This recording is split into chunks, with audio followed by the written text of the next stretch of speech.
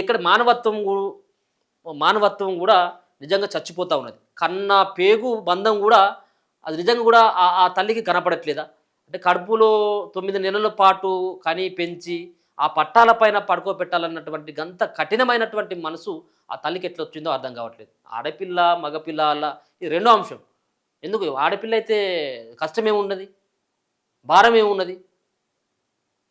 తీసుకపోయి ఒకవేళ నీకు అంత భారమైనట్టయితుంటే అనాథాశ్రమంలో ఇంకెవరికైనా దత్తత ఇచ్చినా గాని అది వేరు గానీ, రైలు పట్ట ఇంకా ఇంకా ఇంకా ఆ తల్లిదండ్రులకి గొప్ప విషయం ఏంటిదంటే, ఇంకా రైలు పోయేటువంటి దాని మీద ఇంకా పడుకోబెట్టి ఇంక చంపలేదు.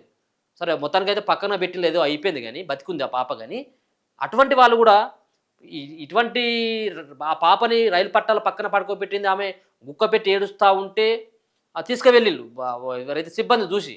కానీ కొంతమంది ఇటువంటి ఆడపిల్ల పుట్టిందని చెప్పేసి అనగానే పురిట్లోనే చంపేటువంటి వాళ్ళు కొంతమందున్నారు.